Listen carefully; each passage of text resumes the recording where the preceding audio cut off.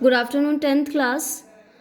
आज हम लोग अगला टॉपिक करेंगे इस चैप्टर का, एग्रीकल्चर कृषि चैप्टर में टेक्नोलॉजिकल एंड इंस्टीट्यूशनल रिफॉर्म्स, यानी कि क्या तकनीकी विकास हो रहे हैं ये हम देखेंगे।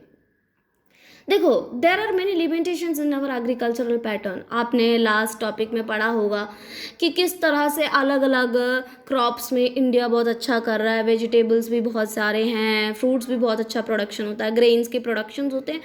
उसके बावजूद भी हमारे इंडिया भारत के जो किसानों में बहुत ज़्यादा प्रॉब्लम्स होती हैं और उनको बहुत नुकसान होता है, क्योंकि हमारे कृषि में, हमारे खेती में बहुत ज़्यादा लिमिटेशंस हैं। आपको पता होगा कि आप कई बार अक्सर जो है सुनते हैं कि कृषक हमारे जो हैं, किसान वगैरह जो हैं हमारे सुसाइड करते हैं, कई बार कोई प्रॉब्लम होती है। ठीक है, तो most of the farmers of the country still depend upon monsoon and natural fertility. तो कहीं ना कहीं लिमिटेशंस है, तभी तो वो लिमिटेशंस क्या, कमियां क्या है हमारी कृषि में। आज भी हमारे कई सारे farmers, most of the farmers जो होते हैं हमारी कंट्री में मॉनसून पे depend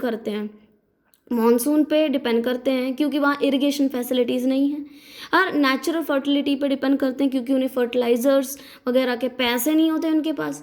technological and institutional reforms बहुत ज़रूरी है, क्योंकि इसलिए जब हमारे इंडिया में आज़ाद हुआ भी था तो हमारे कृषि में बहुत ज़्यादा प्रॉब्लम्स थी, बहुत ज़्यादा लिमिटेशंस थी।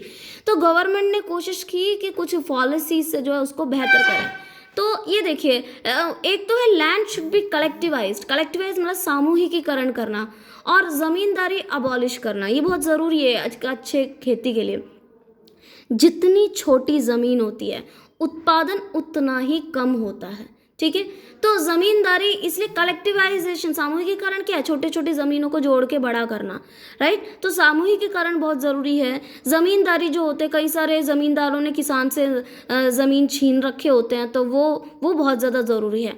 So first 5 year plan focused on land reforms, इसीलिए हमारे आज़ादी के बाद जो सबसे पहला फर्स्ट 5 ईयर प्लान था, इन्हीं लैंड रिफॉर्म्स पे उन्होंने फोकस किया था, यानी कि जो ज़मीन के जितने भी रिफॉर्म्स थे उस पर उन्होंने ज़्यादा ध्यान दिया था। गवर्नमेंट अडॉप्टेड सम रिफॉर्म्स, सरकार ने कुछ रिफॉर्म्स अडॉप्ट किए हैं। The green revolution and white revolution was outcome of this, बहुत सारे उन्होंने कोशिश की, तो उसी की वजह से हमारे भारत में हरित क्रांति हुई थी। 1960 के दशक में हरित क्रांति हुई थी। और वाइट रेवोल्यूशन क्या है, श्वेत क्रांति क्या होता है, जिसमें दूध का प्रोडक्शन बहुत ज़्यादा होता है। ग्रीन रेवोल्यूशन क्या, जब अनाज का प्रोडक्शन होता है। Provision for crop insurance against drought, floods, floods, cyclone, fire and disease, establishment of Grameen banks, cooperative society and banks for providing loan facilities to farmers at low rate of interest। तो और क्या क्या उन्होंने हमारी सरकार ने कदम उठाए हैं। इंश्योरेंस ले आए उन्होंने, जो है इंश्योरेंस, ड्रॉट जो सूखा पड़ जाता है तो किसानों को उसकी इंश्योरेंस दी, फ्लड और साइक्लोन और फायर के प्रॉब्लम, डिजीज़ और एस्टैब्लिशमेंट, और इन सब में उन्होंने जो है इंश्योरेंस दिया इन सब के लिए, कोई भी ऐसी आपदा आती है तो। एस्टैब्लिशमेंट ऑफ ग्रामीण बैंक्स, कई सारे ग्रामीण बैंक और कोऑपरेटिव सोसाइटी की स्थापना की, जिसमें जो है किसानों को बहुत कम रेट ऑफ इंटरेस्ट पे जो है उनको क्या मिलता है, उनको बहुत कम रेट ऑफ इंटरेस्ट पे पैसे मिलते हैं। किसान क्रेडिट कार्ड का भी लॉन्च किया उन्होंने। किसान क्रेडिट कार्ड एक तरह का क्रेडिट कार्ड होता है जिससे कि उन्हें ईजिली जो है लोन वगैरह मिल जाते हैं। Personal accidental insurance scheme, PAYS भी बोलते हैं, ये भी गवर्नमेंट ने इंट्रोड्यूस किया।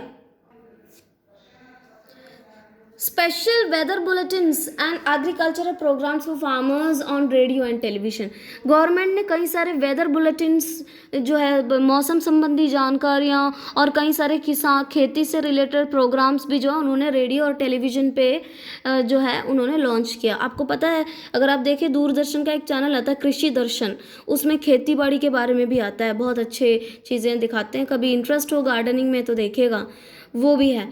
ठीक है, government announces MSP on important crops to check the exploitation of farmers by the middleman. आपको पता है MSP क्या होता है, आपने पिछले साल पढ़ा था फूड सिक्योरिटी में। MSP minimum support price. तो जब किसान होता है वो क्या करता है, किसान जो है अपनी चीज़ों को जो है अपने क्रॉप्स को जो है मार्केट में बेचता है। अब किसान जब अपने चीज़ों को मार्केट में बेचता है तो उसको किसी जो भी मिडिल मैन होते हैं, ब्रोकर होते हैं, उनको बेचना होता है। तो कई बार क्या होता है कि जो मिडिल मैन होते हैं उनका बड़ा मार्केट में पहुंच होती है, बड़ा कंट्रोल होता है, तो वो जानबूझ के किसान से जो है कम पैसे में चीज़ें खरीदते हैं, तो नुकसान किसान का होता है। ये चीज़ एक्सप्लॉयटेशन फार्मर्स का ना हो, इसलिए गवर्नमेंट ने MSP मिनिमम सपोर्ट प्राइस हर एक अनाज का जो है उन्होंने फिक्स कर दिया। तो आप उससे कम जो है किसानों को नहीं दे सकते, उतना तो देना ही पड़ेगा। तो ये भी उन्होंने किसानों के लिए अपनाया। नेक्स्ट है contribution of agriculture to the national economy, employment and output. कृषि की राष्ट्रीय अर्थव्यवस्था, रोजगार और उत्पादन में योगदान। तो कृषि का क्या योगदान है हमारे GDP में? Agriculture is the backbone of Indian economy. भारतीय अर्थव्यवस्था का बैकबोन होता है एग्रीकल्चर, खेती। ठीक है, 2001 में 63% of our country gets its livelihood from agriculture.